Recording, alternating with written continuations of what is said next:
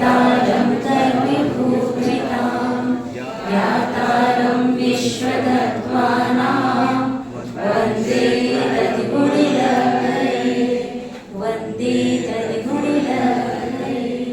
जय बोले पंचप्रभु श्री भगवानी की, श्री महावीर भगवानी की, आचार्य भगवंत उमा स्वामी मुनिराज की, परम श्रद्धेय करणी अनिका श्री सौम्य नंदिनी माता जी की, उत्तम तप धर्म की। गणनी हरिकसी 105 योग नंदिनी माता जी की जय, समस्त हरिका संघ की जय।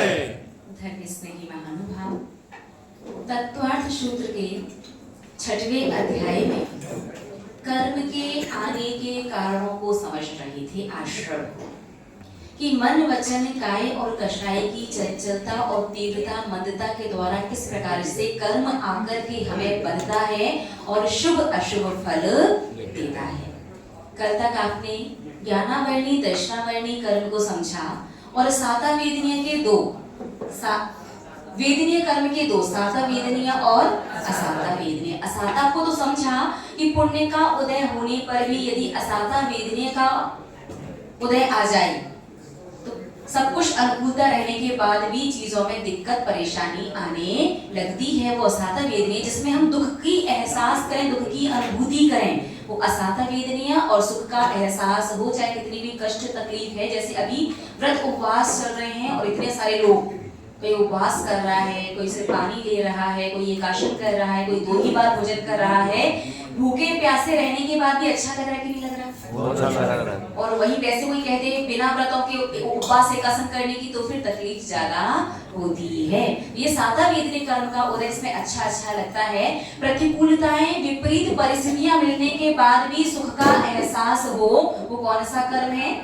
साता वेदनीय कर्म। एक्सीडेंट हो गया, हॉस्पिटल पहुंच गए, फिर भी तकलीफ ज्यादा नहीं हो रही, कौन से कर्म का उदय है? पाप कर्म का उदय था, लेकिन साथ ही साथ में साता वेदनीय का उदय है, इसलिए तकलीफ होने के बाद भी अच्छा महसूस हो रहा है। तो साता वेदनीय कर्म के बंध के कौन कौन से कारण हैं, कौन कौन से निमित्त हैं, उन सभी को अपन इस सूत्र में समझेंगे। कल आपने एक बात को समझा था कि मीठा जो होता है वो मीठा खाओ, मीठा खिलाओ। साधु को मीठा आहार में देने से भी साता वेदनीय कर्म आता है। लेकिन इतना ध्यान रखना, मीठा अपने हाथ से शुद्ध बनाया गया हो, ऐसा नहीं कि चौका किसी और का बनाया किसी और ने, भैया हम तो मीठा ही चलाएंगे क्योंकि साता वेदनीय आएगा, ऐसा नहीं होता है। वैसे ये बात अलग है कि हाँ, साधु को आहार देने जाओगे, चाहे मीठा चलाओ, चाहे जल चलाओ, चाहे ग्रास चलाओ, चाहे फल चलाओ, कुछ भी चलाओ, साधु को आहार देने से साता वेदनीय कर्म ही आता है। इसलिए जब भी अनुकूलता बने, जब भी समय मिले, अवसर हो, तो साधु संतों को आहार दान श्रावक को अवश्य देते रहना चाहिए। आगे भूत वृत्त्यनुकंपा दान सराग संयमादि योगा शांति सौष्मिति सद्वेदस्य। पढ़िए। भूत वृत्त्यनुकंपा दान सराग संयमादि योगा शांति सौष्मिति सद्वेदस्य। साता वेदनीय कर्म के आश्रम के कारण भूत व्रति अनुकंपा, भूत अनुकंपा और व्रति अनुकंपा। भूत यानी कभी किसी से आपकी बुराई हो जाए, लड़ाई झगड़ा हो रहा हो और कोई आपसे कहे भूत हो, तो क्या कहोगे? जी हाँ। क्या कहोगे? जी हाँ, भूत है। कि भूत का मतलब क्या होता है? जीव, प्राणी। आप जीव हो या नहीं हो? प्राणी हो या नहीं हो?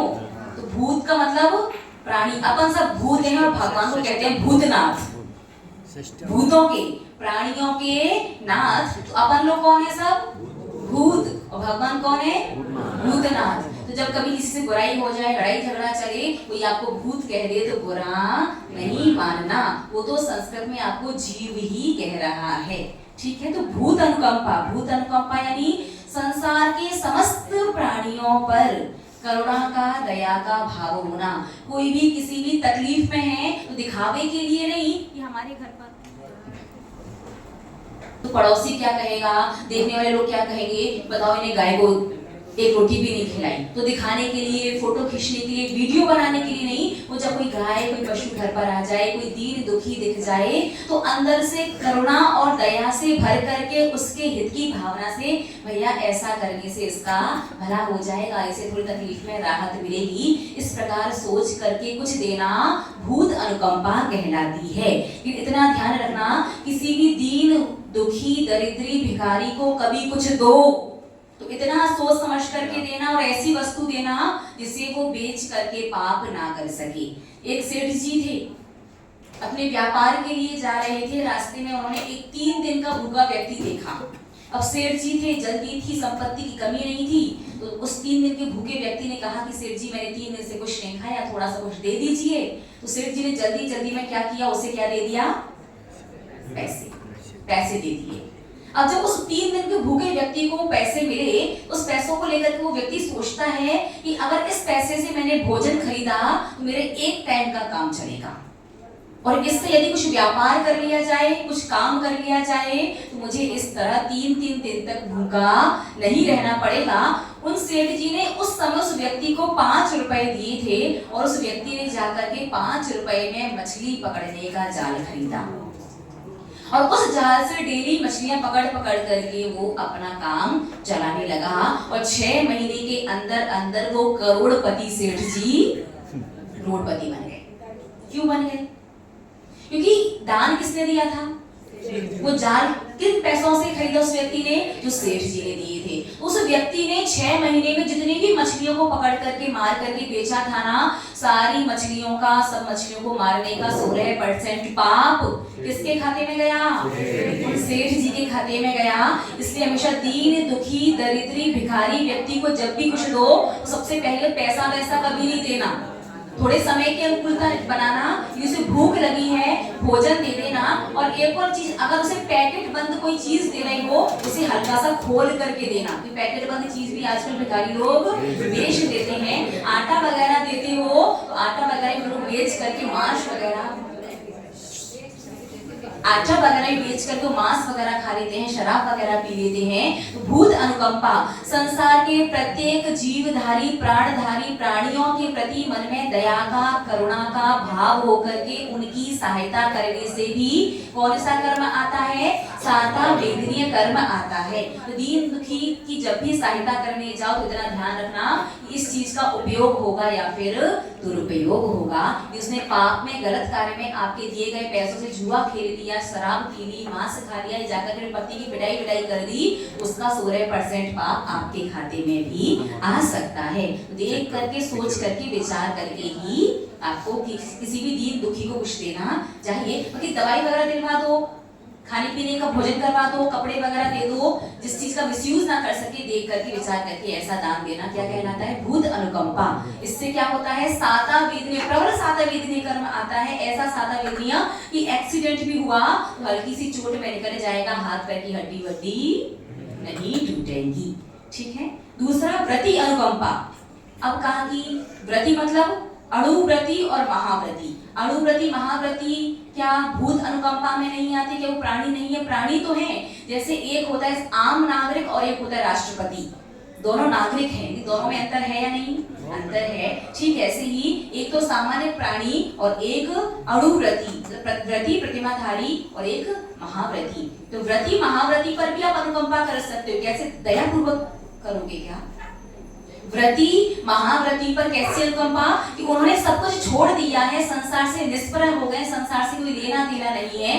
यदि उन्हें किसी चीज की आवश्यकता है तो वो चीज उन्हें उपलब्ध करवा देना, या उनके ऊपर कोई उपसर्ग आ जाए उस उपसर्ग को दूर करना। जैसे कभी गर्मी वगैरह में बिहार चल रहा होता है, बहुत भयंकर गर्मी है, ऊपर से नीचे से रोड गर्म हो रही है, ऊपर से धूप लग रही है, तो कई बार श्रावक क्या करता है, हाथों में कुछ पकड़ लेता है जिससे उनको वो धूप सीधे ना लगे, तकलीफ ना हो। बारिश वगैरह हो रही तो कई बार वो बरसाती वगैरह, छाता वगैरह लेके चलते कि नहीं चलते हैं आप लोग? ये क्या है? व्रति अनुकंपा। कोई बीमार वगैरह हो गया है, साधु की पुस्तक, पेन, डायरी की आवश्यकता है, किसी भी चीज की आवश्यकता है, उनके इतना ध्यान रखना।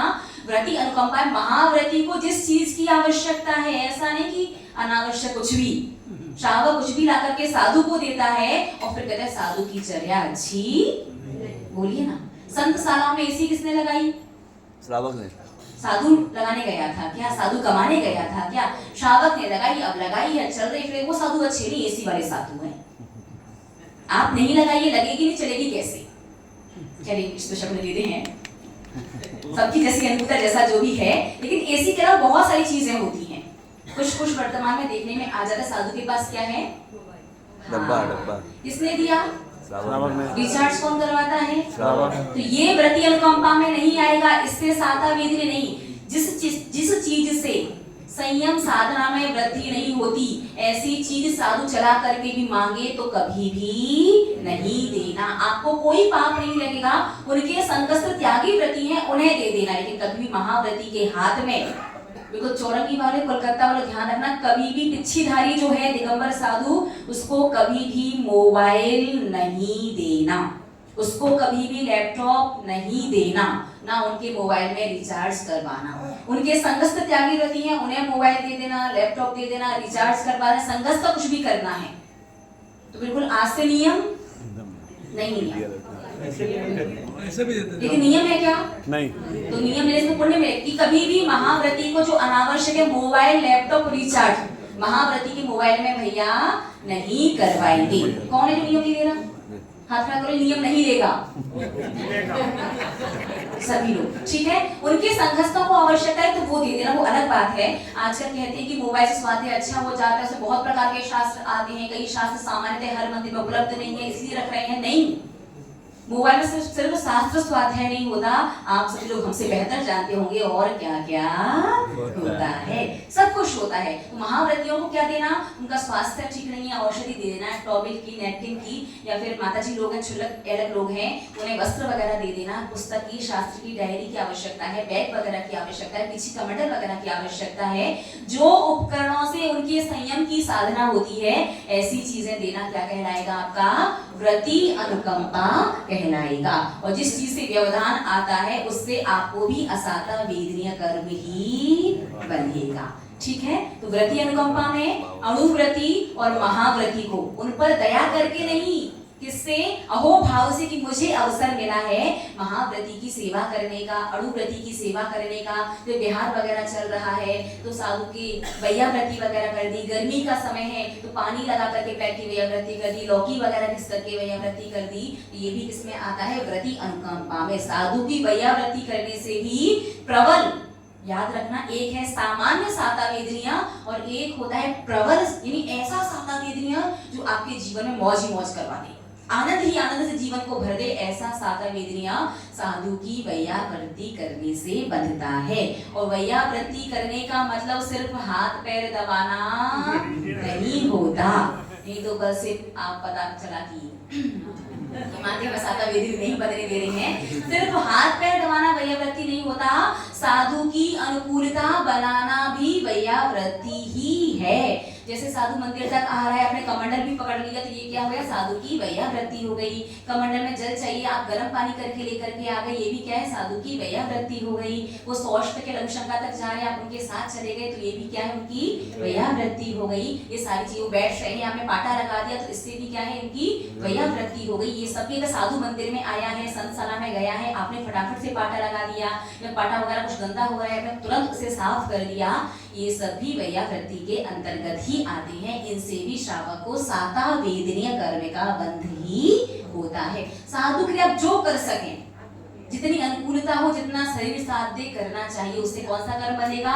साता। साता वेदनी में भी प्रबल साता वेदनी, जिससे जीवन में क्या हो जाएगा? मौज ही मौज, आनंद ही आनंद, ठीक है। तो भूत अनुकंपा यानी संसार के प्राणी मात्र पर दया करुणा पूर्वक उन पर अनुकंपा करना, उनकी सहायता करना, भूत अनुकंपा। व्रती अनुकंपा, अणुव्रती, महाव्रती पर कोई उपसर्ग आता है, कोई आवश्यकता है, तो उस उपसर्ग को, आवश्यकता को पूरा करना, व्रती अनुकंपा। और दान, देखो अनुकंपा अलग है और दान अलग है। कई बार लोग कहते हैं कि ब्लड डोनेशन, ब्लड के साथ क्या लगा लिया? डोनेशन। डोनेशन शब्द गलत है। देखिए, संसार कुछ भी कहे, जैन धर्म के अनुसार रक्त देना कोई दान नहीं है। तो क्या करें? शरीर में हमारे तो बहुत अच्छा बनता है, दूसरे को आवश्यक है तो मरने दे क्या? नहीं, ये आपका लोक व्यवहार है। यदि आपके शरीर में अच्छा बनता है, दूसरे को आप दे सकते हैं और दे रहे हैं, वो रक्त दान नहीं कहलाएगा, वो भूत अनुकंपा कहलाएगी। क्या कहलाएगी? दान में और अनुकंपा में अंतर। दान क्या होता है? दान स्व और पर के कल्याण के लिए कुछ दी गई वस्तु दान, और दया पूर्वक करुणा पूर्वक उसके जीवन का कष्ट दूर हो जाए इसलिए दी गई वस्तु अनुकंपा कहलाती है। तो जो ब्लड दिया जाता है या बॉडी ऑर्गन्स वगैरह दिए जाते हैं या फिर मरने के बाद अपना शरीर बहुत से लोग दे देते हैं, वैज्ञानिक वगैरह डॉक्टर वगैरह लोगों को, ये सब दान में नहीं आएगा। ये सब किसमें आएगा? भूत अनुकंपा में आएगा। ये आपका लोक व्यवहार है। इसलिए साधु लोग ब्लड देने का, बॉडी देने का ना तो प्रतिपादन करते हैं, उपदेश देते हैं, और ना ही निषेध करते हैं। बात समझ में आ गई? दान क्या है? तीसरी चीज दान। दान यानी स्व और पर के कल्याण के लिए अपनी वस्तु को देना। किस लिए? कि जहां दे रहे हैं उस चीज के लिए आवश्यकता है। चाहे जिन मंदिर, जैसे भी जिनवाणी बननी थी आपके यहाँ, तुरंत आप लोगों ने हम चाली देंगे। पालकी बननी थी, हम देंगे, हम करेंगे। जिनवाणी का आसन बनना था, तो ये क्या है? आवश्यकता थी या नहीं थी? अनावश्यक दिया क्या? आवश्यकता थी। इससे क्या हुआ? 18,500 वर्ष तक जिनवाणी भी सुरक्षित कर दी। भगवान नगर भ्रमण पर निकलेंगे तो ऐसे कितने जीव हैं। जैन भी बहुत सारे श्रावक ऐसे होते जो कई बार दर्शन करने मंदिर नहीं पहुंच पाते, और अजैन तो आते क्या? एक आध कोई आपका मित्र वगैरह होगा तो भले ही आ जाए, कि अजैन लोग जिन मंदिर सहज रूप से नहीं आते हैं। जब भगवान पालकी में बैठ करके नगर भ्रमण पर निकलेंगे तो कितने अजैन लोगों को भी दर्शन वगैरह का लाभ होगा। इससे क्या हुआ? यहाँ भी भला हुआ, और आपका वो द्रव्य परभव में ले जाने की व्यवस्था है नहीं। मेहनत करके बिल्कुल चोटी का पसीना एड़ी तक बहा करके आपने उस धन को, उस संपत्ति को उपार्जित किया था, परभव में लेके जा नहीं सकते। और जो बच्चे रहेंगे, अगर बच्चों का पाप का उदय आएगा तो करोड़ों की संपत्ति भी कुछ ही दिन में नष्ट हो जाएगी, और उनका पुण्य का उदय होगा तो उनके पुण्य से अपने आप उनकी व्यवस्था हो जाएगी। आपके जोड़ करके छोड़ करके जाने से उन्हें कोई विशेष फर्क नहीं पड़ता। आप कितना भी जोड़ो, कितना भी छोड़ो, जिसके लिए जोड़ा है, जिसके लिए छोड़ा है, उसका पुण्य का उदय होगा तो उसकी व्यवस्था अपने आप होती रहेगी, और उसके पाप का उदय होगा तो कुछ ही दिन में संपत्ति पूरी नष्ट हो जाएगी। तो आपने मेहनत करके इतना सारा मायाचारी भी की होगी, क्रोध भी किया होगा, लोभ भी किया होगा, और मान भी किया होगा। सारी कषायों से, मन वचन काय से उस संपत्ति उपार्जित की थी, और उस संपत्ति को आपने धर्म में, देव शास्त्र गुरु की प्रभावना में, और जहां जैसी आवश्यकता थी उस अनुसार दान दिया, तो इससे आपका भी भला हुआ। आपका भला क्या हुआ? उस संपत्ति को कमाने में जितनी कषाई की थी, जितने पाप कर्म का बंद किया था ना, तो आपने उस संपत्ति को धर्म में दान दिया, 100% पुण्य आया, और प्लस आपका 84% पाप कट गया। क्या बात समझ में आई? 84% पाप गया और 100% पुण्य आया। अब 16% जो पाप बचा है उसके सामने 100% पुण्य के सामने 16% पाप का फर्क समझ में आएगा क्या? आधा पेट भूखा रह जाओगे, आधा पेट मतलब आधी रोटी कम मिलेगी आज आपको। मान लीजिए 16% पाप का मतलब आधी रोटी कम मिलेगी, लेकिन दाल बाटी चूरमा की व्यवस्था है। समझ में आया? 2 रोटी की भूख थी, 1.5 रोटी मिली, लेकिन व्यवस्था क्या मिली? दाल बाटी। तो भूखे रहे क्या? हाँ, आधा रोटी भूखे तो है, लेकिन दाल बाटी चूरमा में है तो भूखे भी नहीं है। बात समझ में आई? तो ऐसा होता है दान, अर्थात स्वयं की द्रव्य को स्व पर उपकार के लिए देना। जहां पर जैसी जितनी जैसी आवश्यकता है, सबसे विशेष देव शास्त्र गुरु और धर्म प्रभावना के लिए देने से विशेष कर्म का बंध होता है। और जहां पहले से ही बहुत है वहां देते रहोगे तो सामान्य कर्म का बंध, और जहां जब जैसी आवश्यकता है वहां देने पर विशेष कर्म का बंध। कई बार देखने में आता है, शिखर जी गए थे कि जिन मंदिरों में करोड़ों का बैंक बैलेंस है वहां और प्रतिदिन के कई आ रहे हैं, और जिन मंदिर में पुजारी तक की व्यवस्था नहीं है, चूहे छिपकली घूम रहे हैं भगवान की प्रतिमाओं पर, वहां गुल्लक में भी लोग सिक्के ही डालते हैं। तो अगर ऐसा करोगे तो वो आपका दान सही दान नहीं है। ठीक है, तो सबसे पहला दान तो वहां दिया जाता है जिस मंदिर में आप जाते हैं। उस मंदिर में किसी भी प्रकार की किसी भी चीज की कैसी भी आवश्यकता है तो वहां दान दीजिए। उसके बाद फिर तीर्थ क्षेत्र वगैरह, श्रुति क्षेत्र वगैरह जहां भी आवश्यकता है, चतुर्विध संघ को आवश्यकता है, जनवरी प्रकाशन में आवश्यकता है, जहां जैसी आवश्यकता हो उस अनुसार अपनी द्रव्य को देना क्या कहलाता है? दान। उससे क्या होता है? स्वयं की वस्तु, स्वयं की द्रव्य गई तो उससे हमें 100% पुण्य, और उस द्रव्य को कमाने में जो पाप बांधा था 84% उस पाप का क्षय। ठीक है। और प्लस देव शास्त्र गुरु और धर्म की प्रभावना होती है, वो प्रभावना जब तक होती रहेगी तब तक हमें उसका पुण्य हमेशा बंधता रहेगा। हमेशा ये मत सोचना कि भी पहले ही तो दिया था, सब तो दे रहे हैं, इस बार नहीं देंगे तो क्या हो जाएगा, इतना याद नहीं, कर्ज लेकर के दान मत देना। या पहले से आपकी बहुत सारा दान बोला हुआ है, पहले का चुकाया नहीं और नया नया शुरू कर दिया, पहले जो बोल दिया है, पहले का जो कमिटमेंट आपका है, पहले उसे पूरा कीजिएगा और शक्ति सामर्थ्य के अनुसार ही दीजिएगा। शक्ति सामर्थ्य के 3 मायने हैं। पहला, अपनी संपत्ति के प्रॉपर्टी के 4 हिस्से करो। कितने हिस्से करो? 4 हिस्से करो। कहते हैं कि 4 पैसे ही तो कमाने हैं, 4 पैसों की बात है। हाँ, क्योंकि जीवन जीने के लिए 4 पैसों की आवश्यकता, संपत्ति के 4 हिस्से करो, 4 में से 1 हिस्सा तो अपने माता पिता के लिए रखो। माता पिता जिन्होंने पाल पोस करके संस्कार दे करके आज आपको इस लायक, इस योग्य बनाया, तो 1 हिस्से से अपना पिछला कर्ज चुकाओ। उनने आप पर कितनी मेहनत की है, कितना सब कुछ किया है आपके लिए, तो 1 हिस्सा उनके लिए रखो, दूसरा हिस्सा स्वयं के लिए। पति पत्नी जो हैं वो दोनों अपने आपस के जो भी खर्च हैं, जो भी शौक है, जो भी लोक व्यवहार है, जो भी करना है, संपत्ति का दूसरा हिस्सा स्वयं के लिए रखे दंपति। तीसरा हिस्सा अपनी संतान पर इन्वेस्ट करो, भविष्य पर। आपके संयोग से वो उनका जन्म हुआ है, वो चला करके आपके घर पर नहीं आए थे। अब आपका कर्तव्य है कि आप उनकी जितनी बन सके उतनी अनुकूलता और व्यवस्था बनाएं। तो संपत्ति के 4 हिस्से, पहला हिस्सा माता पिता के लिए, दूसरा हिस्सा दंपति स्वयं के लिए रखें, तीसरा हिस्सा बच्चों के लिए। भले उनके नाम रजिस्ट्री नहीं कर देना अभी से, पता चला कि रजिस्ट्री उन्होंने घर से बाहर निकाल दिया, लेकिन उनका वो हिस्सा करके अपने पास रखो।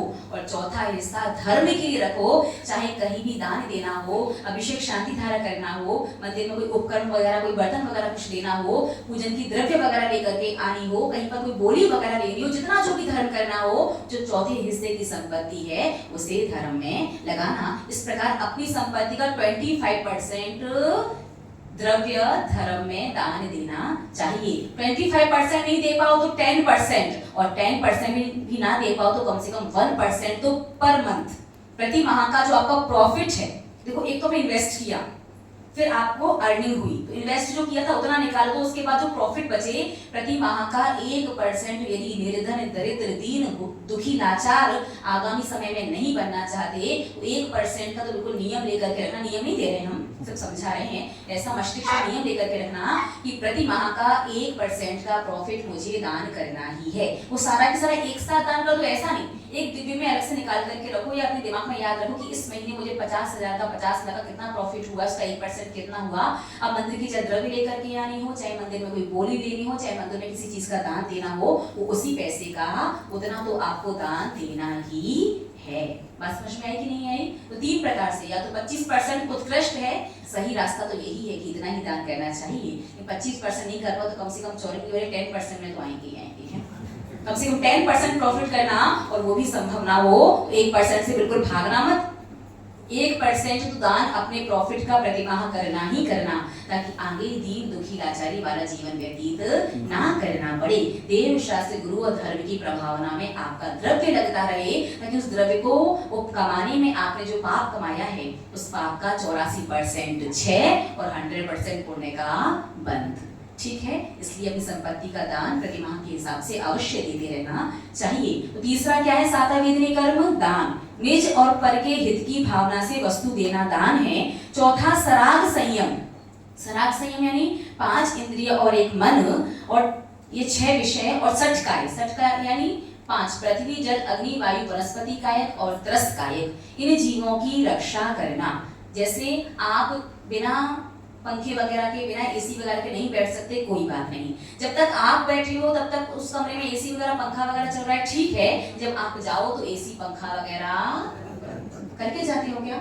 घर की तो करते ही, मुझे बिल ज्यादा आ जाएगा।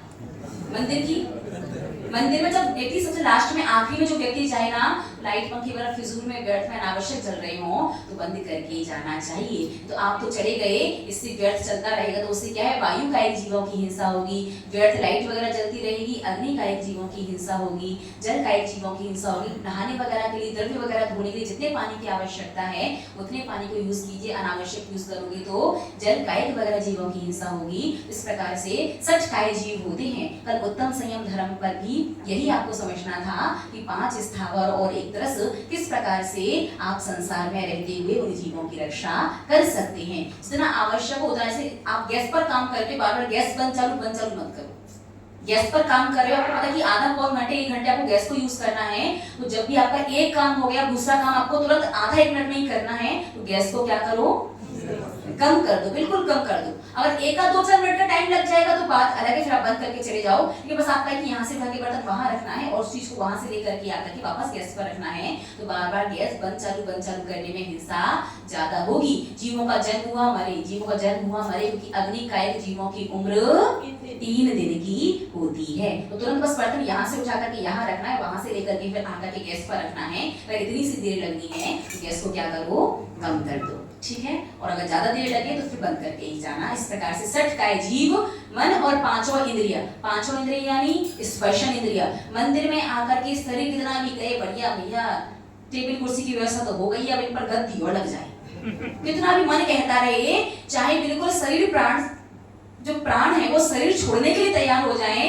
कि कभी भी जिन मंदिर के बैठने की जो स्टूल कुर्सी वगैरह हैं, जाऊन भैया गद्दी कब लगवा रहे, हाँ बिल्कुल करना भी दर्शनार्थी आए हाथ जोड़ के चला जाए, आप नहीं बैठ पाए तकलीफ हो रही है, लेकिन मंदिर की किसी भी चीज में गद्दी बैठने वाली व्यवस्था में किसी को बहुत ज्यादा ही शारीरिक तकलीफ है, एक आध केस ऐसा रहता है कि बिल्कुल भैया कमर में या फिर हिप्स वगैरह में कोई दिक्कत, हाँ नहीं ये चलेगी, ये गद्दी नहीं है, ये मोटा वाला आसन है बैठने का, वो गद्दी समझ सोफा वगैरह में लगी रहती है, हाँ फॉर्म वाली, स्पंज वाली, हाँ वो चीज नहीं। तो 6 प्रकार का इंद्रिय संयम कैसा, स्पर्श इंद्रिय मन, जब भी शरीर शास्त्र सुनने के लिए, भगवान की पूजन वगैरह करने के लिए कितना भी शरीर कितनी भी अनुकूलता मांगे से नहीं देना। रसना इंद्रिय, कभी कभी महीने में 1 दिन का नियम रखो कि आपकी जो डेट ऑफ बर्थ है ना, इस महीने की इस तारीख को आपको जन्म हुआ है, वो तारीख याद रखो कि हर महीने की इस तारीख को मुझे भोजन में जैसा भी जो परोसा जाएगा मैं वो, वैसे तो सब लोग ध्यान हर महीने ध्यान नहीं रखेंगे, बर्थडे वाले दिन तो सब लोग ध्यान रखते ही हैं, बाकी एक नियम ले लो कि इस दिन मुझे भोजन में जो व्यक्ति जो परोसेगा, चाहे अच्छा हो, बुरा हो, ठंडा हो, गर्म हो, खारा हो, तीखा हो, कैसा भी हो, मैं प्रेम पूर्वक उसे ग्रहण करूंगा। ये तो थाली में थोड़ा थोड़ा सा ही रखूंगा, झूठा नहीं छोड़ना एक तो थाली में उस दिन, और उस दिन भोजन को लेकर के क्रोध नहीं करना। ये भी आपका क्या कहलाएगा, सराग संयम कहलाएगा। संयम कहलाएगा कि आपने रसना इंद्रिय को जीतने की कोशिश तो की, वैसे भी आपने संसार में जन्म लेकर के कौन सा महान कार्य किया। जैसे सब पैदा होते हैं आए, जैसे सब जीवन जी रहे हैं, भोग और भोजन के पीछे भागते भागते पूरा जीवन व्यतीत किया, और एक दिन संसार से यूं ही चले गए। और हमें नहीं था कि महीने में एक दिन कोई दिक्कत है क्या, आसानी से हो सकता है ना, नियम नहीं, अभी से कोशिश नहीं। अष्टमी चतुर्दशी कर सको बहुत अच्छी बात है। देखो शुरुआत थोड़े से छोटे से और आसान तरीके से करो। अभी तो हम आपको धर्म की लॉलीपॉप दे रहे थे कि बाद में कड़वा करेला खिलाए तो प्रेम से खाना। अगर शुरुआत में कड़वा करेला खिला दिया तो भाग जाओगे आप लोग। तो अभी सुनो क्या दे रहे हैं आपको, धर्म की लॉलीपॉप। मिठास बहुत बढ़िया, धर्म क्या बात है, इतनी बड़ी, इतना आसान है, ताकि वो मिठास से मुंह में घुल जाएगी तो कड़वा करेला भी फिर आपको मीठा नहीं लगेगा। क्योंकि अब चातुर्मास लगभग लोग पूरा 1.5 महीना बच्चा बस निकल लिया चातुर्मास, तो 1.5 महीने तो कब आया कब चला गया पता नहीं चलेगा। इसीलिए वो तो एक ही दिन तो जाते हैं ना, तो ये नियम तो हर महीने का है, 12 महीने का है, 12 दिन का हुआ, 11 महीने जाएंगे तो 11 महीने भी जाते हो क्या? नहीं 11 महीने फॉलो। ठीक है, तो आप संयम में रसना इंद्रिय विजय कैसे कर सकते हैं, स्पर्श इंद्रिय कैसे कर सकते हैं, कि मंदिर में एक नियम लेकर के रखना कि जब तक बिल्कुल ऐसी विपरीत परिस्थिति ना आ जाए कि बिल्कुल उसके बिना चले ही ना, तो भैया कम से कम समय देना मंदिर में। लेकिन पहला नियम लेकर के रखना कि मंदिर में कभी भी जो स्पंज वाली गद्दी वगैरह, जो फॉर्म वगैरह वाली गद्दी होती है, उनको भगवान के दर्शन पूजन में यूज नहीं करेंगे। स्पर्श इंद्रिय का संयम कहलाएगा। ऐसा नियम, ऐसा संयम रखने से भी क्या होगा, सातावेदनीय कर्म आएगा। कौन सा कर्म? सातावेदनीय में भी प्रबल सातावेदनीय, उससे जीवन में क्या हो जाता है, मौज ही मौज, आनंद ही आनंद। वो बस का असर हो गया है ना, ये समझ में नहीं आ रहा आज का विषय।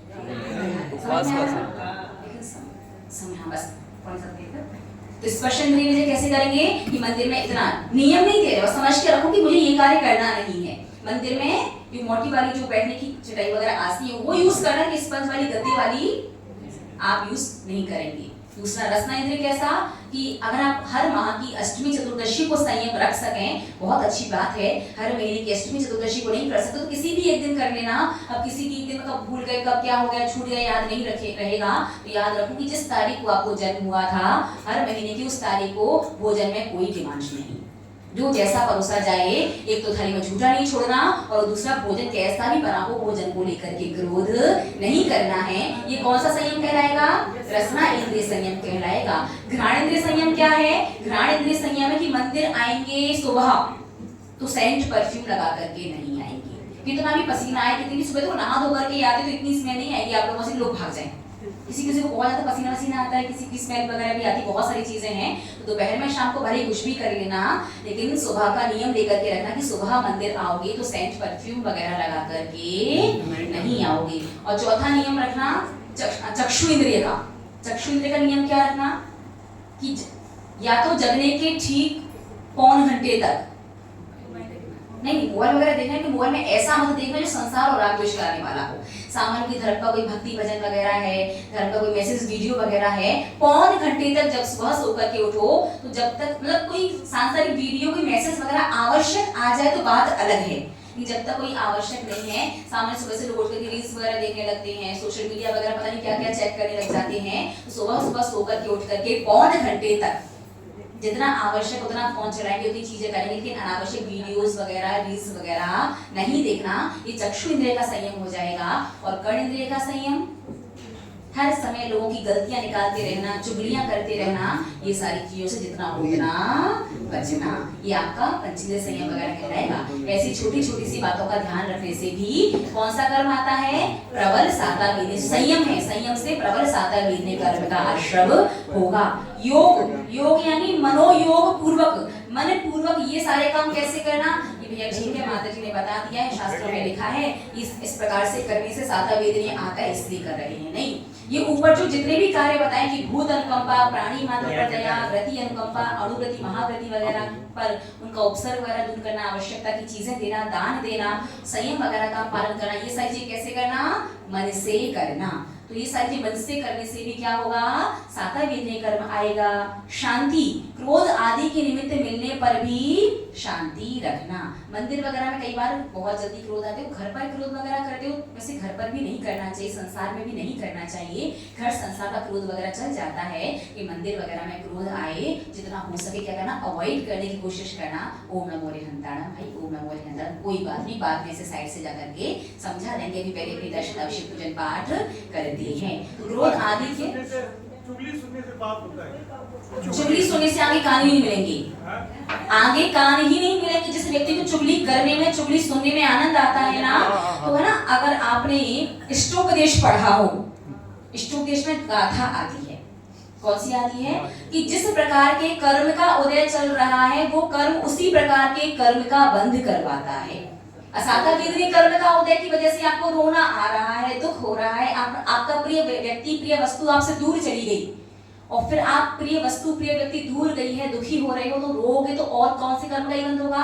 असाता के उदय में असाता का ही बंध विशेष रूप से करवाएगा। ये कर्म की मित्रता देखिए, कि एक तो पहले से कर्म का बंद कर रखा है, उसका उदय आया तो वो वैसा ही निमित्त मिलाता है कि आप वैसी ही गलती करके उसी को बांधो ताकि वो हमेशा फलता फूलता रहे और आपको इतनी तकलीफ दे कि आपकी हालत खराब कर दे। तो जितना हो सके, जितना पूरी तरह से, इतना सा जीवन बचा है, छोटा सा जीवन है, 60-70 वर्ष में प्रतिदिन के 5-6-8 घंटे सोने के निकाल दो, 2-3-4 घंटे मोबाइल के निकाल दो, व्यापार करने के निकाल दो, मंदिर जाने के निकाल दो, खाने पीने के निकाल दो, कितना सब समय बचता है। चुगली वगैरह को तो अवॉइड ही, किसी की भी बुराई चल रही है, किसी की भी बुराई चल रही है, किसी की भी निंदा चल रही है, कोई किसी की चुगली बुगली कर रहा है, तो कम से कम जिन मंदिर में बैठ करके तो ना चुगली करना और ना चुगली सुनना। करने वाले को मुख नहीं मिलेगा, सुनने वाले को कान नहीं मिलेंगे। यू डोंट वरी, कर बैठे न्यायाधीश, और उनके हिसाब किताब में कभी कोई गड़बड़ नहीं, जो जैसा करता है उसे वैसा अवश्य ही मिलता है। मंदिर में बैठ के देव शास्त्र गुरु के सामने बैठ करके, शास्त्र बैठ करके चुगली करने वाले को क्या नहीं मिलेगा? मुख नहीं मिलेगा, और सुनने वाले को इसी बात से शुरुआत हो जाएगी। देखना सबके धीरे धीरे भी काम की हालत क्या होगी चुगली सुनने वालों को। ठीक है, तो शांति यानी लेडीज को ज्यादा, जेंट्स भी हाँ, लेडीज थोड़ी स्वभाव से मारे। देखो जेंट्स लोग क्या होते हैं, जेंट्स लोग क्रोध आया, मान माया चल यही वो बाहर निकाल देते हैं, वो ज्यादा मन में रख करके। तो लेडीज क्या वो मन में रखे ना, उनका हालत बड़ी खराब हो जाती है ना। तो लेडीज लोग तुम लोग भी से निकाल दिया करो, ज्यादा मत निकालना कि रिश्ते खराब हो जाएं, ऐसे नहीं। हाँ, किसको, भैया लोग की लेडीजों को, जेंट्स को? हाँ, ये बात तो है। जब तक कोई बात बाहर ना निकले तो भैया करके पेट में फिर गैस बन जाती है, वो गुड़ होती रहती है। और कमाल की बात है कि दूसरे को सुना के ये हो जाती तो तीसरे को बताना मत, तो उसके पेट में भी गैस बन जाए। तीसरी चौथी को बोले कि मैं किसी को, हाँ कि तू किसी को मत बताना, नहीं बस ये अच्छी है, फ्री की पब्लिसिटी है। कोई भी बात को फ्री में प्रचार प्रसार करना हो, जल्दी फैलाना हो, बिल्कुल बहुत जल्दी क्विक एक लेडीज को बता दो बस, और बताने के बाद ये और कह दो, किसी से कहना मत, तो और ज्यादा गैस जिस स्पीड से बात है। सब लोग नहीं करते थे, अधिकांश होता है, ठीक है। तो मंदिर में बैठ करके क्रोध आदि कषाय के निमित्त मिलने पर भी कषाय इत्यादि नहीं करना। कौन सा कर्म मानेगा? सादा विधि। ये मत सोचना कि इससे गलती होगी, डांटना है, समझाना, वो सब बातें बाद की हैं। इतना याद रखो कि मंदिर में क्रोध आदि का निमित्त मिलने पर भी आपने क्रोध आदि कषाय नहीं की तो भी आपको सादा वेद है। किसी ने आपके देखते देखते पानी का कलश लुढ़का दिया, द्रव्य फैला दी, फिर भी आप शांति रखी तो भी आपको कौन से कर्म का बंध हुआ? सादा वेद। मन में विकल्प आ सकता है लेकिन वचनों से काय से शांति रखी तो भी प्रबल सादा वेद नहीं कर। ये सब प्रबल निमित्त चल रहे हैं, ठीक है। शौच, लोभ को संकुचित करना, जितनी आवश्यक है जितना है उतना ही रखो, बाकी अधिक अधिक और अधिक आता भी जाए तो ठीक है, पुण्य होते ऐसे सामग्री मिले उसमें कोई दिक्कत नहीं, कि उन वस्तु में आसक्ति का भाव नहीं होना चाहिए। लोग कहते हैं हमारे मन में तो आसक्ति है ही नहीं, हमें कोई सोना चांदी घर परिवार दुकान मकान किसी से कोई मतलब नहीं है, कहते कि नहीं कहते आप लोग? कोई मतलब नहीं है। और वही एक अंगूठी निकाल करके कहीं रख दो और रखने के बाद मिले नहीं तो क्या करोगे? सबको चोर बना दोगे। कौन कौन आया था? वो आई थी, वो तो नहीं गई, उसका बच्चा आया था, पड़ोसी आई थी, देवरानी आई थी। अभी तो कहते कि आसक्ति नहीं है, कहने और करने में बहुत अंतर होता है। सबको चोर बना दोगे फिर कुछ दिन बाद कहीं मिल जाए फिर क्या कहोगे? देखो हमने किसी से कुछ कहा थोड़े ही है, लेकिन मन में तो सबको चोर बना दिया था। जितनी आवश्यकता है, जैसा है पुण्य जैसे वस्तु सामग्री मिलती जाए आती जाए, उसमें कोई दिक्कत नहीं है, उसमें अधिक आसक्ति का भाव नहीं रखना। संयमा संयम, सम्यक दृष्टि श्रावक के व्रतों को संयमा संयम कहते हैं, यानी यथा संभव व्रत नियम वगैरह संयम वगैरह आप लोगों को लेते रहना चाहिए। उससे भी सातवें वेद में आता है अकाम निर्जरा, बिना इच्छा के भी परवश में कष्ट सहन करना अकाम निर्जरा है। इसमें आज एकादश था ना उपवास था, बाहर किसी काम से गई थी, घर में ऐसा कुछ हो गया कि सुबह से शाम तक भोजन ही नहीं मिला, इससे भी क्या हो जाता है? साता वेदने कर्म। और बाहर तक यानी यही किसी ने कह दिया कोई बात नहीं, दिन भर खाते रहो, दिन भर भोजन नहीं करो, दिन भर फलाहारी करते रहो, ये भी आपका व्रत कहलाएगा। और उसकी बातों में आकर के आपने ऐसा भी कर लिया, सामान्य या थोड़ा ही सही। हाँ, ये मिति में कहाँ चले गए? शौच के बाद जो मिति शब्द आया है ना, मिति में से ये संयमा संयम, अकाम निर्जरा और बाल तक जो है ये मिति में से निकालेंगे, ठीक है। इसको आगे से विस्तार से और भी खोलेंगे। और एक और बात ध्यान रखना, जो भगवान जिनेंद्र देव की पूजा में तत्पर रहता है वो तो अति प्रबल सादा वेद तत्पर। एक तो होता है कि पूजन करनी भैया, हाँ ठीक है चलो कर लो, आ जाएंगे। एक होता है पूजा, हाँ चलो एक और करना है, अरे चलो हाँ करो करो। एक खुशी से उत्साह से पूजन में सम्मिलित होना। देखो सहज में आपका मन है, आपने कहा कर लो, करना है, सामान्य है, लेकिन किसी ने कहा पूजन करनी है, हाँ चलो पहले तैयार हो गए, भूख है, प्यास है, सर्दी है, गर्मी है, मौसम प्रति कुछ नहीं देख रहे, एक और कार्य, मतलब खुशी से उत्साह से भगवान जिनेंद्र देव की पूजन में तत्पर रहने से अति प्रबल साता वेदने कर्म का बंध होता है। तो ये चीजें साता वेदने कर्म बंध के आश्रम के निमित्त हैं। और इसके बाद अब मोहनीय कर्म आएगा, ऐसा कर्म जो संसार में मोहित करके रखता है, जो आपको सच तक नहीं पहुंचने देता, वो होता है मोहनीय कर्म। तो कैसे बनता है, कैसे उसका क्षयक्षम बढ़ेगा, इन सारी चीजों को बनाएंगे, समझेंगे, ठीक है। आज का विषय समझ में आया थोड़ा बहुत? तो चलो जितना समझ में आया थोड़ा थोड़ा करके समझते रहिएगा और तत्व सूत्र को शुरू करते हैं। सम्यक् दर्शन ज्ञान चारित्राणि मोक्ष मार्गः तत्त्वार्थ श्रद्धानं सम्यक् दर्शनं तन्निसर्गादधिगमत्वा जीवाजीवाश्र बंध संवर निर्जरा मोक्षास्तत्वं नाम स्थापना द्रव्य भावतस्तन्यासः प्रमाण नैरधिगमः निर्देश स्वामित्व साधनाधिकरण स्थिति विधानितः सत्संख्या क्षेत्र स्पर्शन कालांतर भावाल्प बहुत्वैश्च मति श्रोतावधि मनापय केवलानि ज्ञानं तत्प्रमाणे आद्ये परोक्षं प्रत्यक्ष मन्यत् मति स्मृति संज्ञा चिंता विनिबोध इत्यनर्थान्तरम् तदेन्द्रियानिन्द्रिय निमित्तम् अवग्रहेहा वाये धारणा बहुविध क्षिप्रा विसृतानुक्त ध्रुवाणां क्षेत्राणां अर्थस्य व्यञ्जनस्यावग्रह न चक्षुरनिन्द्रियाभ्यां श्रुतं मति पूर्वं ध्वनेन द्वादश कृतं प्रत्योपतिर्देवनारकाणां क्षयोक्षं निमित्तः षड्विकल्पः शेषाणां ऋजु विपुलमति मनः परेय विशुद्धि प्रतिपाताभ्यां तद्विशेषः विशुद्धि चित्र स्वामी विषयेभ्यो वधि मना परेयो मति श्रुतियो निबंधो द्रव्येष्व सर्वपर्यायेषु रूपेषु ववधे तदनंत भागे मनः पर्यस्य सर्वद्रव्य पर्यायेषु केवलस्य एकादीनि भाज्यानि पदे कस्मिन्ना चतुर्भ्यः मति श्रुत्या वध्यो विपर्यश्च सदस्तोरविशेषादि द्रक्ष्योपलब्धेरुन्मत्तवत् नैगं शंकर व्यवहार रज्जुसुत सम्भिरूढैवं भूतानया ओम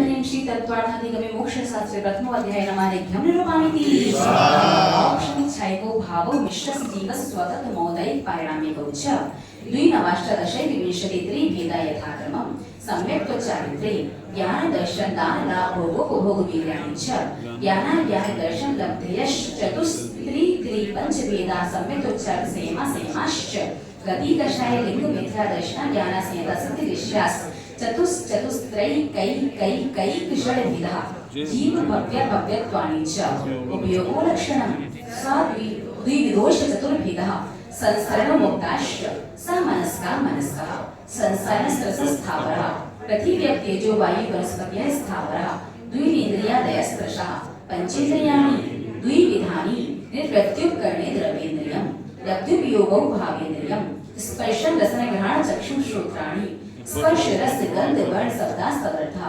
श्रुतमनिन्द्रियस्य वनस्पत्यन्त्राणामेकं क्रमीपीपीलिका भ्रमण मनुष्यादीनामेकैकवृद्धानि संज्ञाः सामनस्कः विग्रहगतौ कर्मयोगः अनुश्रेणी गतिः अविग्रह जीवस्य विग्रहवती च संसरणा प्राक्चतुर्भ्यः एक सम्या विग्रह एकं द्वौ क्लीन वानाहारकः सम्मोषण गर्भोपादा जन्म सचित शीत समृता सेद्रा मिश्राश्चैक सस्तद्योनयः जरायु चाण्डस्फूतानां गर्भा देवनारकाणां उपादः शेषाणां सम्मोषणम् औदानिकं व्यग्र्यकाहार तेजस्कारणानि सिद्धानि परम सूक्ष्मं प्रदेशतो संख्ये गुणं प्राप्त तेजसात् अनंत गुणे परे अप्रतिघाते अनादि संबंधे च सर्वस्य तदादीनि भाज्यानि युगपदे कस्मिन्ना चतुर्भ्यः निरुपभोग मध्यम गर्भ सम्मोषण च मध्यम औपानिकं व्यग्र्यकं लब्धि प्रत्ययं च तेजस्मपि शिवं विशुद्धमव्याघाति चाहारिकं प्रमथ संयतस्यैव नारक्षं विष्णुनतो सकानि न देवा शेषास्त्रि वेदः औपादिक चर्मोत्तम देहा संख्येय वर्षायुषो न भवर्दयशः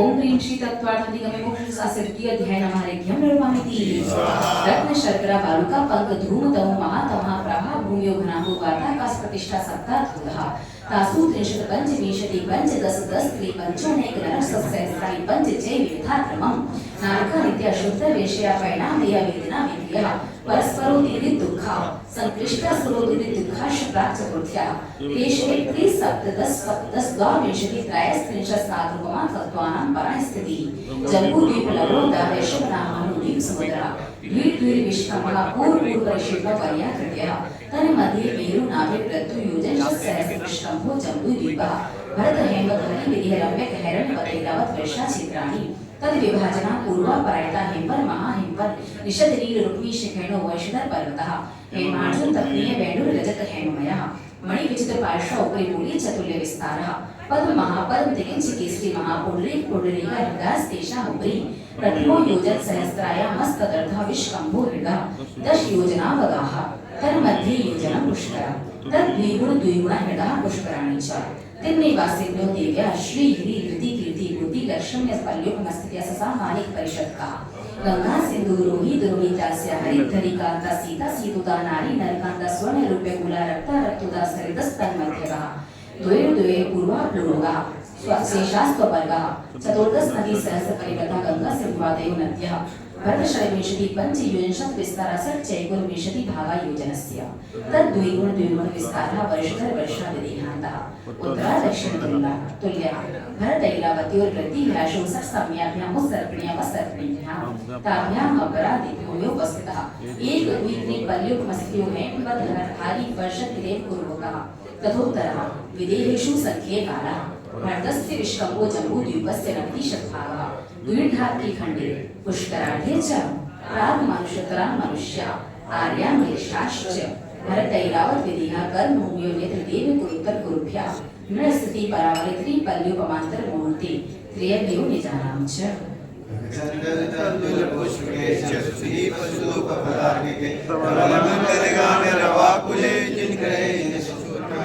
ओम ह्रीं श्री तत्वार्थादिगमे मोक्ष शास्त्र तृतीय अध्याय नमः निर्वाणिति देवाश्चतुर्णिकायः आदितस्त्रिषु पीतान्तिरिष्यः दशाष्ट पंच द्वादश विकल्पः कल्पोपन पर्यन्तः इंद्र सामायिक त्रयस्त्रिश पारिषदात्मक लक्ष्य लोकपालानिक प्रकीर्णकाभियो किल्विकाश्चैषा त्रयस्त्रिश लोकपाल वर्ज्य व्यंतर ज्योतिषा पूर्वयोर द्विग्रह काय प्रविचरा आ ऐशैना शेषा स्पर्श रूप शब्द महा प्रविचारः परे प्रविचारः भवन वासनो सुरनाग ऋतु सुपर्णाग्नि वातस्तनितो दधि द्युप्तिक कुमारः व्यंतरा केंद्र के पुरुष महोरक गंधर्व यक्ष राक्षस भूत पिशाचः ज्योतिषः सूर्य चंद्र वशो ग्रह नक्षत्र प्रकीर्ण तारकाश्च वेदु प्रदक्षिणा नित्य गतिर्नर लोकी तत्कृतः कारविवाहः बहिरवस्थितः वैमानिकः कल्पोपन्ना कल्पातीताश्च उपर्युपरि स्वधर्मेशान सनत कुमार मानिद ब्रह्म ब्रह्मोत्तरांतम काफिश शुक्र महाशुक्र सतार सहसा रिश्वानत प्राणतयो राणा चितयोर नवशु ग्रेव्येकेषु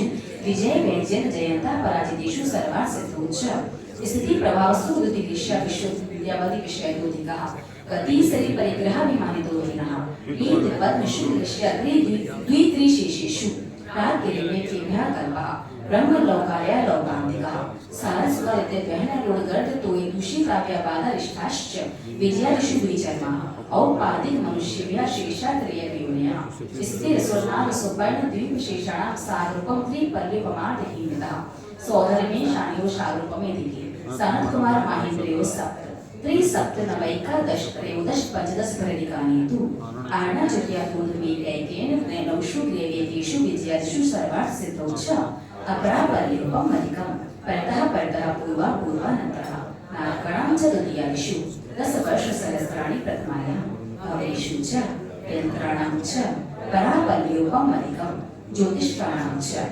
तदष्टभागो परा लोकांतिका नामस्तौ सारूपमाणि सर्वेषां उदकचंदन तंडुल पुष्पकेश सुदीप सुदूपमलागे नवलमंगलगान वाकुले जिमग्रे सुत्रपमे ओम ह्रीं श्री तत्वार्थादिगमे मोक्ष शास्त्रे चतुर्थ अध्याय नमः निरूपयामि अजीवकाय धर्माकाश पुत्रः द्रव्याणि जीवाश्य विद्यावस्थानि रूपाणि रूपिणः पुत्रः आकाशादेक द्रव्याणि निष्क्रियाणि च असंख्य प्रदेशा धर्मैक जीवानां आकाशश्चानन्तः असंख्य संख्याश्च पुद्गलानां नाडो लोकाकाशेवगः धर्माधर्मयोस्ति एक प्रदेशादिषु भाज्य पुद्गलानां असंख्य भागादिषु जीवानां प्रदेशः विसर्पाभ्यां प्रदीपवत् गतिस्थित्युपग्रहो धर्माधर्मयोगारः आकाशस्यावगः शरीरवामनः प्राणापानः पुद्गलानां सुख दुःख जीवित मनोपग्रहश्च परस्परोपग्रहो जीवानां वर्धना परिणाम क्रिया परत्वा परत्वे चकारस्य स्पर्श रस गंध वर्ण बंधः पुद्गलः शब्द वर्ग सौक्ष्म स्थूल संस्थान भेद तमश्छाया तपोद्युतवन्तश्च अणवः स्कन्धाश्च वे संघातेभ्यः उत्पद्यन्ते भेदावनु वे संघाताभ्यां चाक्षुषः सद्द्रव्य लक्षणम् उत्पाद द्वैद्रव्ययुक्तं सत् तद्भावाव्यं नित्यम् अर्पितानर्पित सिद्धि स्निग्धवृक्षत्वाद् बन्धः न जगन्निगुणानां गुणसाम्ये सदृशानां द्वैतादि गुणानां तु बन्धेदिगौ पारिणामिगौ च गुणपर्यायवद्द्रव्यं कालस्य सोऽनन्त समयः द्रव्याश्रया निर्गुणः गुणः तद्भावः परिणामः चंदन तंदुल पुष्प केशर सुदीप सुदूप फलाविके धवलमंगलगान वाकुले किंग्रे सुत्रमर्गे ओम ह्रीं श्री तत्त्वार्थाधिगम्य मोक्षशास्त्रे पंचम अध्याय नमालिक्यं निर्वाणिति काय वाङ् मनः कर्म योगः स अश्वः शुभः पुण्यस्य शुभः पापस्य स कषाय कषाययो सांप्रदायिकीर्या पथियो इंद्रिय कषाय व्रत क्रिया पंच चतुः पंच विंशति संख्या पूर्वस्य विरः तीव्र मंद ज्ञात भावाधिकरण वीर विशेषभ्यस्तद विशेषः अधिकरणं जीवा जीवः आद्यं समरं समारंभारं योग कृत कार्यकानुमत कषाय विशेषै स्त्रिस चतुश्चैकशः निर्वर्तना निक्षेप संयोग निसर्ग द्वि चतुर्द्वि त्रिविधा परम तत्प्रतोष्णेन मात्सर्यानन्तराय साधनोपघाता ज्ञान तृष्णा वर्णयो दुःख शोक तापा क्रंदन वध परिदेव नान्यात्म परोभे स्थानानि सद्वेदस्य भूत प्रत्यनुकंपादानि सरल संयमानि योग शांति सौष्मिति सद्वेदस्य एकविश्व संग धर्म देवा वर्णिवादो दर्शन मोहस्य कसायो दया तीव्र परिणामाश्चारित्र मोहस्य भगवानंग परिग्रहंतं नारकश्चायुषः माया तेरेकविनस्य अल्पारम परिग्रहंतं मनुष्यस्य स्वभावमानवं च निश्चयव्रतत्वं च सर्वेषां सरा सेमा काम निर्जरावास पासी देवस्य सम्यक्त्वं च योग वक्रदर्शन वादनं च शुभस्य नाम्ना तद विपरीतं शुभस्य दर्शन विशुद्धि विनय संपन्नता शील प्रदेश वनिति चारो भीक्ष्ण ज्ञान योग संवेगौ शक्ति तस्त्याग तपसी साधु समाधि वैया प्रत्यकरण मरणाचार्य औषध प्रवचन भक्ति आवश्यक परिहारी मार्ग प्रभावना प्रवचन वसृष्ट विधि तीर्थ करत्वस्य प्राप्त निंदा प्रशंसा सभी सद्गुणोच्छादनोद भाव में चलिचे गोत्रस्य तद विप्रयो विजय मृत्युन से गो चोत्तरस्य विघ्न करण मंत्रायस्य तंदुल पुष्प केशर सुदीप सुदूप फलाविके धवलमंगलगान वाकुले किंग्रे सुत्रमर्गे ओम ह्रीं श्री तत्त्वार्थाधिगम्य मोक्षशास्त्रे षष्ठम अध्याय नमालिक्यं निर्वाणिति हिंसा नतस्तेया ब्रह्म परिग्रहेभ्यो विरुद्धिव्रतं ये सर्वतो महति ततस्थैर्यार्थं भावना पंच वाम मनोकुक्तिर्यादा निक्षेपण समित्या लौकिक पान भोजनानि पंच क्रोध लोभ भीर सुहास प्रत्याख्यानानि विचि भक्षणं च पंच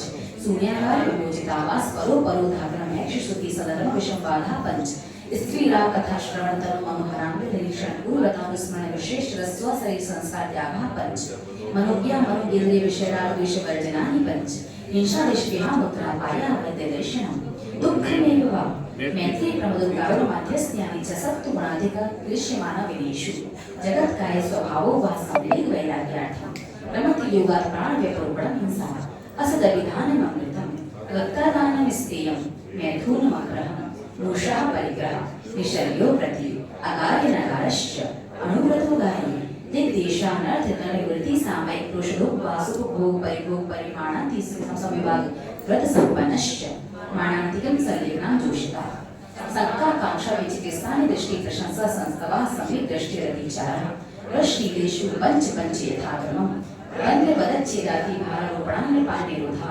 मिथ्योपदेशरो व्याख्यान कूटले क्रियान्यासोपहार साकार मंत्रभेदः स्तेन प्रयोगतः यथादानि वृद्धराजातिक्रमहीनाधिगमानुमान प्रतिरूपक व्यवहारः परिविवाह करने त्वरिका परिग्रहिता कामनानग क्रिया काम तीव्र विनिवेशः क्षेत्र वास्तु विरण स्वनिर्धन थाने दासी दास गुप्त प्रमाणातिक्रम ऊर्ध्वस्तरीय व्यतिक्रम क्षेत्र प्रति स्मृत्यो राधानानि आनयन प्रेष्य प्रयोग शब्द रूपानुपात पुद्गल श्रेपा कंदर्प कौतिक उच्च मौखर्य समीक्षाधिकरणोपभोग परिभोग नर्थक्रामि योग दुष्प्रणधाना नादर स्मृत्युपस्थानानि अप्रत्यवेक्षिता प्रमाणित सर्गादान संस्रोत करणा नादर स्मृत्युपस्थानानि सचित्त संबंध सम्मिश्रा विशब्दोपक्वाहारा सचित निक्षेपा प्रधान पर्वप्रदेश मात्सर्य कालातिक्रमः जीवित मरणाशंसा मित्रनुराग सुखानुबंध निदानानि अनुग्रहार्थं स्वस्याति सर्वोदानं विधि द्रव्यदात्र पात्र विशेषस्तद् विशेषः तंदुल पुष्प केशर सुदीप सुदूप फलाविके धवलमंगलगान वाकुले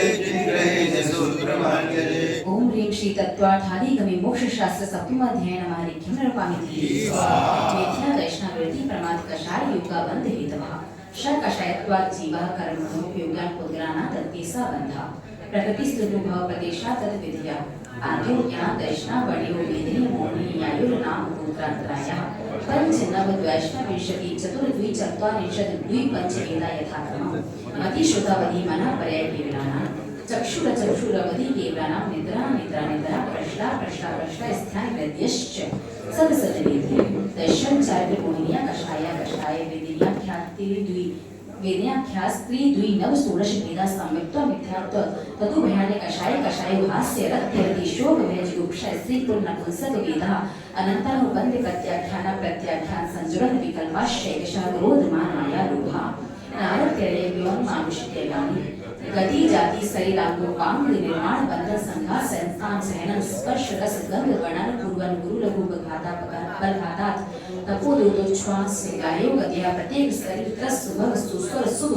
सूक्ष्म पर्याप्ति स्थिरा दे ऐशा कीर्ति से त्राणी तीर्थ करत्वं च उच्चैर्नि जैश्च तानला भोगो भोग वीराणाम् आदितस्तिष्ठान मंत्रालयस्य च त्रिंशत् सागरोपमा कोटि कोट्या परस्थिति सप्ततिर्मोहनीयस्य विंशतिर्नाम गोत्रयो त्रयस्त्रिंशत् सागरोपमाणयशः अपरा द्वादश मुहूर्ता वेदनीयस्य नाम गोत्रयोरष्टौ शेषाणां मन्तर्मुहूर्तात् विपाकोऽनुभवः स यथा नाम तस्य विजया नाम प्रत्ययः सर्वतो योग विशेषात् सूक्ष्मे चित्रावगाहस्यति सर्वात् प्रदेशवानन्तानत् प्रदेशः सद्वेदस्वभायुः नाम गोत्राणि पुण्यम् अतोऽन्यत् पापम् चंदन तंदुल पुष्पकेशर श्री प्रसुद पुलरागे कमल मंडलानिर्वाकुले जिनग्रहे जन सुत्रमान्ये ओम ह्रीं श्री तत्त्वार्थाधिगमे मोक्षशास्त्रेष्ठमो अध्यायनमालेख्यं निर्मामिति आश्रम निरुद्ध संवरः सा गुप्ति संति धर्मानुप्रेक्षा परिचय जय चारित्र्यै तत्सा निर्जरा सम्यक योग निर्ग्रह गुप्ति ईर्या भाषेष्णता निक्षेपोत् सर्गा समित्या उत्तम क्षमा मार्ग वार्जक शौच सत्य ब्रह्मचर्याणि धर्मः अनित्याशरण संसारे गत्वान्यत्व सत्याश्रव संपन्न जन लोक बुद्धि दुर्लभ धर्म स्वाख्या तत्त्वानुचिन्तन मनुपेक्षा मार्ग चवन निर्जरार्थम परिशोधव्या परिशः छुट्टे पाशा शीतोष दंश मशक नागान्य तीसरी चरण निषद्य सया क्रूश बद याचना लाभ रूप स्पर्श बल सत्कार पुरस्कार प्रज्ञा ज्ञान दर्शनानि सूक्ष्म संप्राय छद्मस्ते वितरा योश चतुर्दश एकादशिनी वादर संप्राय सर्वे ज्ञानाकर्णे प्रज्ञा ज्ञानी दर्शन मोहनराय योग दर्शन लाभो चारित्र मोहे नागान्य रतिस्त्री निषद्य क्रोश याचना सत्कार पुरस्कारा वेदनीय शेषा एकादेव भाज्य युग पदे कस्मिन्नै कोनविंशति सामयिक छेद उपस्थापना परिहार विशुद्धि सूक्ष्म संप्राय यथाख्याति विधि चारित्रम अनशना वामोदर्य व्रति परिसंख्यान रस परित्याग विक्ष असंख्याय क्लेशा बाह्यकपम प्रायश्चित गणवैया व्रति स्वाध्याय विशुद्धान वितरम नव चतुर्दश पंच द्विभेदा यथाक्रम प्राग ध्यानात् आलोचना प्रतिक्रमण तदुमे विवेक विस्तृत तपश्चेद परिहार उपस्थापना ज्ञान दर्शन चारित्रोपचारः आचार्योपाध्याय तपस्वी शैक्षिणान गण कुल सर्व साधु मनु ज्ञान वाचना प्रक्षण अपेक्षा न्याय धर्मोपदेशा पायाभ्यंतरोपथ्यो उत्तम सहनतनस्य एकाग्र चित्ता निर्दो ध्यान मात्र होता आठ रौद्र प्रशुष्कानि परिमोक्ष हेतु आर्ता मनुष्यस्य संप्रयोगो तद विप्रयोगाय स्मृति समन्वाहारः विपरीतं मनुष्यस्य वेदनायाश्च निदानं च तद्व्रत देशव्रत प्रमथ संयतानां हिंसान्तस्ते या विषयसनक्षिभ्यो रौद्रमग्रदेशव्रतयो आज्ञापाय विपाक संस्थान विषयाय धर्म्यं शुक्रिय चादे पूर्वविदः परे केविना पृथकत्वैकत्व वितर्क सूक्ष्म क्रिया प्रतिपाति विपरीत क्रिया निर्वर्तिनी त्रयेक योग काया योगा योगाना एकाश्रय स वितर्क विचारे पूर्वे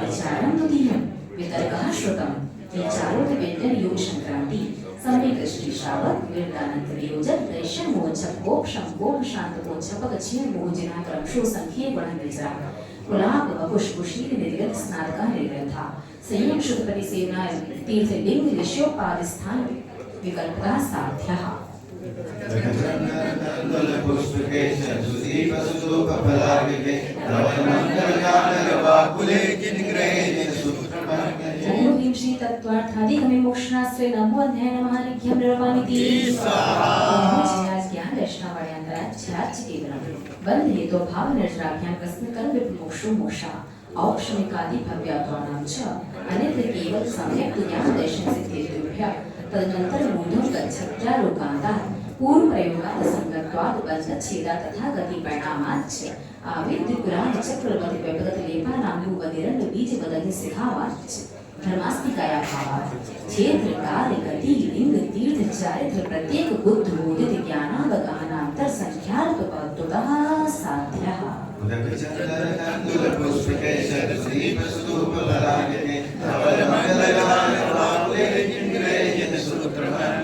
ओम ह्रीं श्री तत्त्वार्थाधिगमे मोक्ष शास्त्रे 10वां अध्याय नमः ऋग्यं निर्वाणिति